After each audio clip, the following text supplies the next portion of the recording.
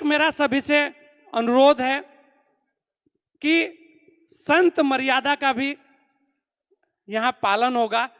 किसी भी ऐसे शब्दों से हमें ना होगा जिससे किसी दूसरे का हृदय पर चोट लगे, किसी भी दूसरे के हृदय पर चोट लगे।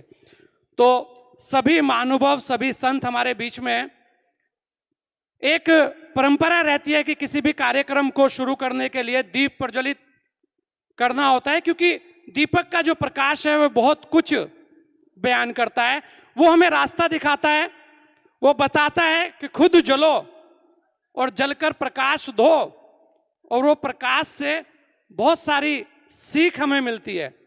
तो मैं सभी से महाराज जी अनुरोध करूंगा कि दीप प्रज्वलन कर जगत गुरु शंकराचार्य जी, बाबा हठ योगी जी, भूपेंद्र जी महाराज हमारे बीच में हैं, मोहन जी, आचार्य सुशील जी, हमारे मथुरा से संत हैं, हितकारी जी, रविदास जी, सभी से अनुरोध है कि एक बार दीप प्रज्वलित कर दीजिए, उसके बाद कार्यक्रम को शुरू करेंगे। सभी संतों से अनुरोध है कि सभी, महाराज जी एक हमारे बीच में आज पद्मश्री हैं और मेरे युवा संत भी हैं। वो आप उनके दाढ़ी पर और कपड़ों पर मत जाइएगा, बड़े प्रखर वक्ता हैं, गोवा से यहाँ आए हैं अपना आशीर्वाद नेटवर्क 10 को देने इस संत संसद में। आपसे सभी से अनुरोध है कि आप दीप प्रज्वलन कर कार्यक्रम को शुरू करें। और डॉक्टर रणबीर और विजय और नीरज, सभी से अनुरोध है कि दीप प्रज्वलन कराएं। आलोक, आमोद, विजय, आइए दीप प्रज्वलन कराइए। मेरा सभी और संतों से अनुरोध है, क्योंकि हमारे बहुत सारे संत बौद्ध धर्म से भी हमारे पास आए हैं, जैन धर्म से भी हमारे पास आए हैं, बहाई समुदाय से भी हमारे पास हैं। नेपाल सिंह जी प्लीज, सभी लोग आज हमारे बीच में हैं।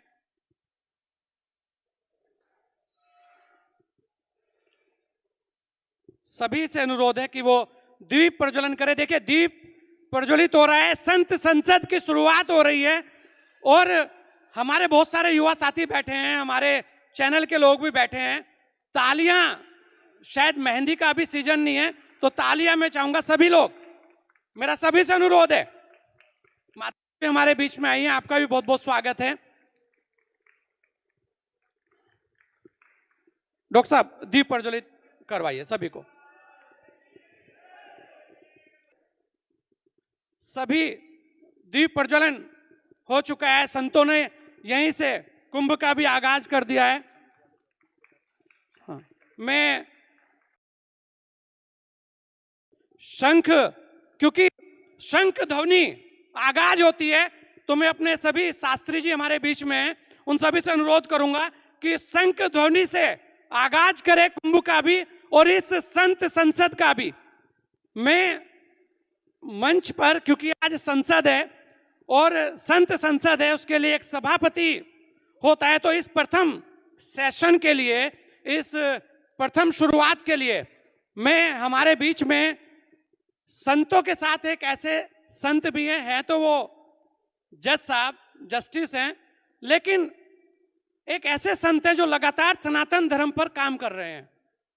आज वो भी मुंबई से हमारे बीच में है, और आज पहले सेशन के लिए जो संवाद है उसके लिए सभापति आज वही हैं। मैं मदन गोसावी जी से अनुरोध करूंगा कि वो आए।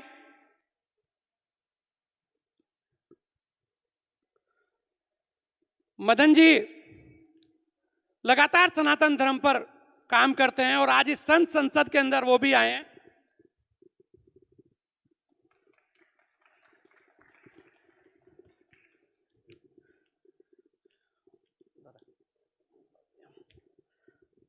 हमारे साथ रवि शास्त्री जी भी हैं। रवि जी,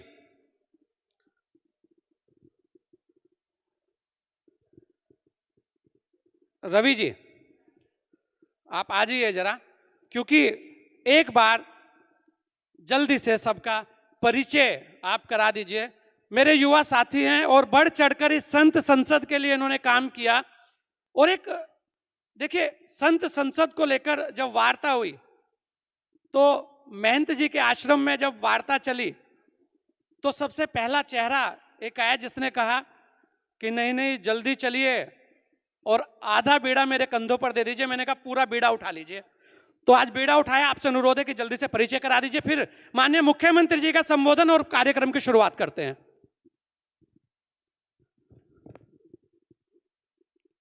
बहुत बहुत धन्यवाद। आज हम सब ऐसे पवित्र एवं प्रेरणादायी कार्यक्रम संत संसद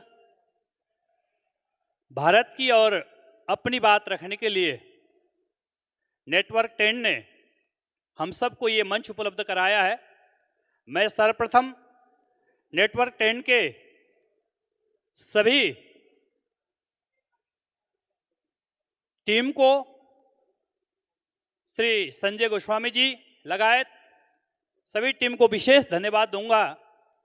अपनी ओर से, अपने युवा भारत साधु समाज की ओर से, अपने महापुरुषों की ओर से आज संत संसद में हम सब के बीच में जगतगुरु परम श्रद्धेय परम पूज्यपाद अनंत श्री विभूषित श्री राजराजेश्वराश्रम जी महाराज श्री हम सब के बीच में है। पूज्य महाराज श्री का आशीर्वाद प्राप्त हो रहा है। परम श्रद्धेय परम पूज्यपाद प्रातः स्मरणीय बाबा हठयोगी जी महाराज जी उपस्थित हैं। पूज्य महाराज श्री का आशीर्वाद मिल रहा है। संगठन का शक्ति जिनके अंदर बहुत प्रखरता से मौजूद है और ये सभी कारोबार जोड़ने का काम जिनका रहा है, ऐसे हमारे परम श्रद्धेय परम पूज्यपाद श्री महंत ऋषिश्वरानंद जी महाराज भारत साधु समाज के मंत्री भी हैं और चेतन ज्योति संस्थाओं के प्रमुख हैं। पूज्य महाराज श्री जी, परम श्रद्धेय परम पूज्यपाद परम सम्मान्य पद्मश्री सदगुरु ब्रह्मेशानंद सरस्वती जी आचार्य जी और परम श्रद्धेय परम पूज्यपाद महामहिम परम विद्वान स्वामी विष्णुदास जी महाराज श्री महन जी उपस्थित हैं। परम श्रद्धेय परम पूज्यपाद महामहिम महामंडलेश्वर स्वामी भैयुदास जी महाराज श्री उपस्थित हैं। परम श्रद्धेय परम पूज्यपाद प्रातः स्मरणीय श्री स्वामी जगदीश सिंह शास्त्री जी महाराज जी हम सबके मध्य में विराजमान हैं। परम श्रद्धेय परम पूज्यपाद परम सम्मान्य हमारे महामंडलेश्वर स्वामी भूपेंद्र गिरि जी महाराज श्री हम सबके मध्य में है। महंत रामदास जी महाराज नाका हनुमानगढ़ी से, महंत पूज्य श्री राजूदास जी महाराज जी, पूज्य महामंडलेश्वर डॉक्टर सत्यानंद गिरि जी, रवि लोचन दास इस्कॉन से, पूज्य महंत फुलडोल दास बिहारी जी महाराज जी नागा साधु अयोध्या से चतुर संप्रदाय के वो भी पहुंचने वाले हैं। डॉक्टर आचार्य ज्ञानेंद्र आनंद किशोर गोस्वामी जी राज भोग सेवायत बांके बिहारी जी से, तुलसी पीठाधीश्वर पुराण मनीषी आचार्य कौशिक जी महाराज पहुंचने वाले हैं। श्री श्री कृष्ण गोपालानंद देव गोस्वामी प्रभुपाद जी शायद पधार चुके हैं। पूज्य श्री स्वामी दीपांकर जी भी पधारने वाले हैं। सिद्धार्थ भारद्वाज कालका जी मंदिर से, श्रीमंत दामोदर दास श्यामपुरी कागरी से, राधानाथ दास जी काठिया बाबा जी, कल्पतुर पीठाधीश्वर धर्मरत्न स्वामी श्री बलरामाचार्य जी महाराज पधार रहे हैं। डॉक्टर स्वामी रमण गिरि जी महाराज गुरु जी संत जुना अखाड़े प्रयागराज से, महंत श्री स्वामी परमेश्वर दास जी महाराज हरिद्वार से, श्री महंत नारायण गिरि जी महाराज डॉक्टर हरिहरानंद जी महाराज जी पधारने वाले हैं। महंत भोला गिरि जी महाराज हनुमान मंदिर से, क्रांतिकारी संत स्वामी सत्यमित्रानंद जी महाराज श्री धाम वृंदावन श्री लक्ष्मण पीठाधीश्वर वो भी पधारने वाले हैं। स्वामी संतोषानंद गिरि जी, साध्वी नीलिमानंद गिरि जी, अर्जुन सिंह सिकरवार जी, महामंडलेश्वर पूज्य महंत महामंडलेश्वर स्वामी भैयादास जी का तो मैं नाम उच्चारण कर चुका हूँ। पूज्य स्वामी दामोदराचार्य जी महाराज, पूज्य महंत सूरतदास जी महाराज, साध्वी तपस्यानंद जी, योगी नवीन जोशी जी और जगतगुरु आचार्य स्वामी प्रज्ञानंद सरस्वती जी वो भी पधारने वाले हैं। श्री इकबाल सिंह लालपुर जी आदि अनेक महापुरुष यहाँ पर हम सबको दर्शन दे रहे हैं और श्री गुरु सिमरन सिंह मांड जी वो भी पधारे हैं। उनकी भी पावन उपस्थिति है। विश्रमानंद गिरि जी पूज्य महाराज से पधारे, आपका भी पावन उपस्थिति है। साध्वी सरिता गिरि जी पधारी हैं, उनकी भी पावन उपस्थिति है। सभी महापुरुषों का जिनका नाम अभी उच्चारण नहीं हो पाया वो पुनः दूसरी उसमें उच्चारण करेंगे। सभी महापुरुषों का हार्दिक स्वागत अभिनंदन वंदन है। नेटवर्क 10 न्यूज ने एक बहुत ही ऐतिहासिक साहसी कदम उठाया है और जो भारत की बात रखने के लिए, सनातन की बात रखने के लिए यहाँ पर हमको पुरजोर अवसर दे रहे हैं, इसके लिए मैं आपका धन्यवाद करूंगा। क्योंकि भारत के यशस्वी श्री नरेंद्र मोदी जी और प्रधानमंत्री और उत्तर प्रदेश के यशस्वी मुख्यमंत्री श्री योगी आदित्यनाथ जी ने सनातन के लिए बहुत बड़ा कार्य किया है। हम सबको इसके लिए आगे आना होगा। वर्तमान में बांग्लादेश में क्या हिंदुओं की स्थिति हो रही है, इसके लिए भी हम सबको विचार करना होगा, मंथन करना होगा, आत्मचिंतन करना होगा और किस प्रकार से हम आगे बढ़ें। और जिसके लिए एक सनातन बोर्ड, एक वृक्ष की छाया की आवश्यकता है, तो एक छत के तले, एक वृक्ष के तले, सनातन के तले हम सब आए, सनातन बोर्ड की तले आकर के हम सब अपनी अपनी बात रख सकें। इसके लिए नेटवर्क 10 ने बहुत सुंदर कार्यक्रम किया है। इसके लिए हम गोस्वामी जी का जितना धन्यवाद करेंगे उतना कम है, क्योंकि भारत की बात रखने के लिए, हम सनातन की बात रखने के लिए, अपने अपनी बात रखने के लिए यहाँ पर आए हैं। आज पूरा भारत यहाँ पर उपस्थित है, विभिन्न रूपों में, विभिन्न महापुरुषों के रूपों में संत समाज यहाँ उपस्थित हैं और सनातन की बात रखने के लिए, धर्म की बात रखने के लिए, अध्यात्म की बात रखने के लिए। और आने वाला जो कुंभ है 2024, जो विशाल विश्व का सबसे बड़ा कोई अगर मेला है तो महाकुंभ की मेला है। उस कुंभ में भी हम आप सबको आमंत्रित कर रहे हैं, निमंत्रित कर रहे हैं। आप सब आइए, इसको देखिए, इसको समझिए और सनातन की शक्ति और ताकत को जानिए। ये कितनी बड़ी ताकत है सनातन, इसके लिए भी हम सब वहाँ आपको आमंत्रित करते हैं, निमंत्रित करते हैं। अब मैं आदरणीय संजय गोस्वामी जी से कहूंगा कि आज की संत संसद की प्रस्तावना रखने के लिए वो अपनी ओर से बात रखें। बहुत बहुत धन्यवाद महाराज जी। संत संसद 2024 जो आज हो रही है, जिसके लिए सभी संत हमारे बीच में आज आए हैं, उसका एजेंडा भी है, उस पर भी बात करेंगे। लेकिन क्योंकि माननीय मुख्यमंत्री जी उत्तर प्रदेश योगी आदित्यनाथ जी सनातन की बात रखते हैं और कुंभ को लेकर भी उन्होंने जो किया है वो आपके सामने, और कुंभ के आमंत्रण के लिए भी उनको सुनते हैं कि वो आज इस संत संसद के लिए क्या संदेश दे रहे हैं। मैं अपने सभी लोगों से कहूंगा कि वो आदरणीय मुख्यमंत्री योगी आदित्यनाथ जी के संबोधन से पहले शंखनाद कर कर कुंभ का आगाज भी करेंगे, संत संसद का आगाज भी करेंगे और टीम तैयार रहेगी योगी जी के संबोधन के लिए। योगी जी जुड़ चुके हैं।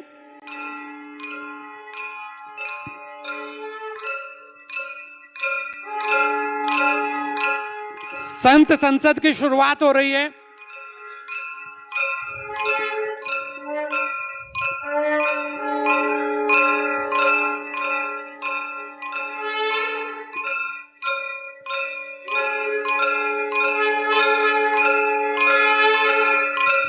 देखिए, संत संसद का आगाज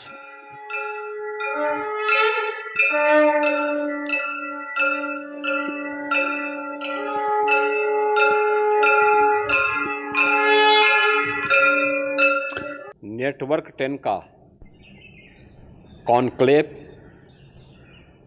अभिनंदनीय है।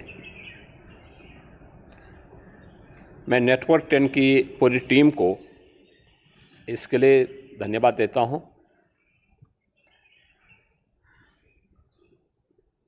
ये हमारा सौभाग्य है कि दुनिया का सबसे प्राचीन जो धर्म है, जिसने विश्व मानवता को जीने की एक कला सिखाई है, उस सनातन धर्म के इस महापर्व को महाकुंभ के रूप में प्रयागराज की धरती पर 13 जनवरी से 26 फरवरी के बीच, यानी पौष पूर्णिमा से महाशिवरात्रि तक आयोजित करने का सौभाग्य पूज्य संतों के सानिध्य में उत्तर प्रदेश सरकार को प्राप्त हो रहा है। डबल इंजन सरकार इस पूरे आयोजन को पूरी श्रद्धा के साथ, पूरे समर्पण के साथ आयोजित करने के लिए तत्पर है।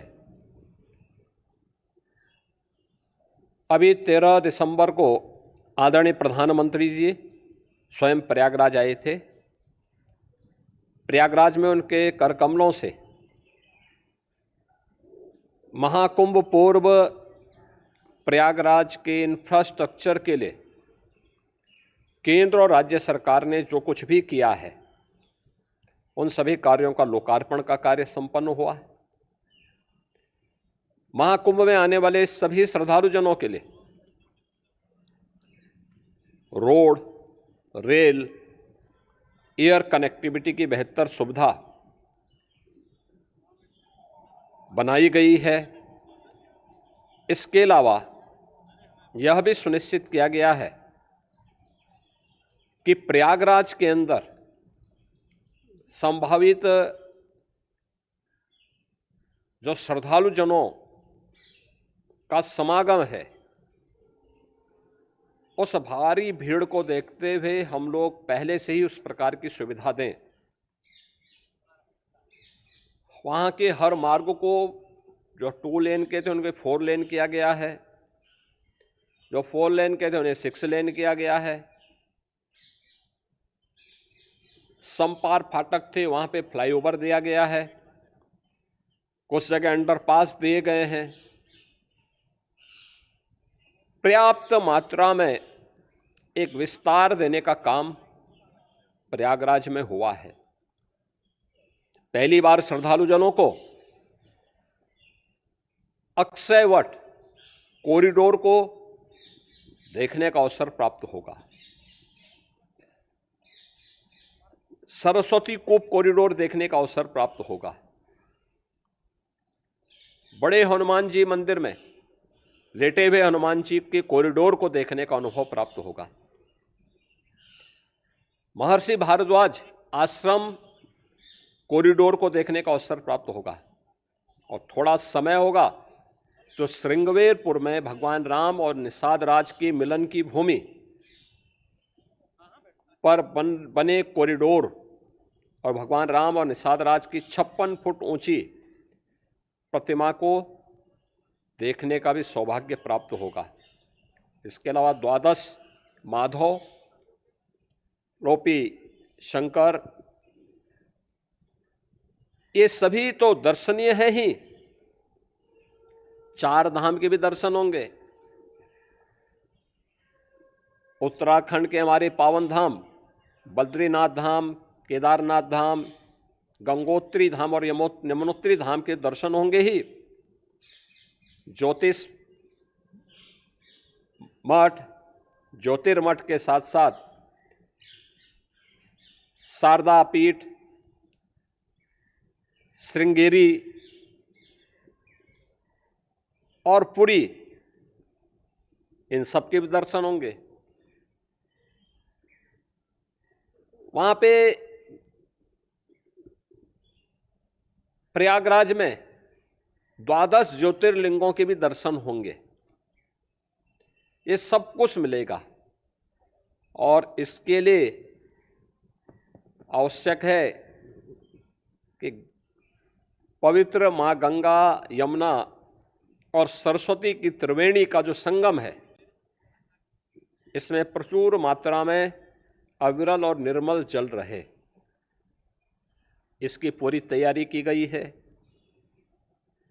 कहीं भी जीरो लिक्विड डिस्चार्ज, कोई भी सॉलिड एंड लिक्विड, कोई भी ऐसा सीवर या ड्रेनेज का कोई भी बूंद वहां नहीं गिरेगी, इसकी पुख्ता व्यवस्था की गई है।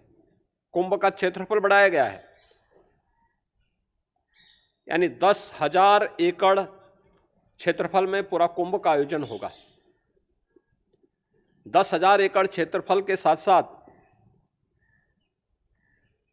पूरे कुंभ में पहली बार पक्के घाट देखने को मिलेंगे। प्रयागराज में 12 किलोमीटर के स्नान घाट दिए गए हैं। प्रयागराज में टेंट सिटी भी दी गई है। प्रयागराज में 1.5 लाख जीरो लिक्विड डिस्चार्ज वाले शौचालय लगाए गए हैं। प्रयागराज में आने वाले पूज्य संतों के लिए 1.5 लाख से अधिक टेंटेज वहां पर स्थापित किए जा रहे हैं और 1800 हेक्टेयर क्षेत्रफल में तो त्रिवेणी से 2 किलोमीटर से 5 किलोमीटर की दूरी पर पार्किंग की सुविधा भी दी जा रही है। पूरे कुंभ को डिजिटल ऐप पर आप अवलोकन कर सकते हैं। पूरे कुंभ की व्यवस्था को एक एक फेज को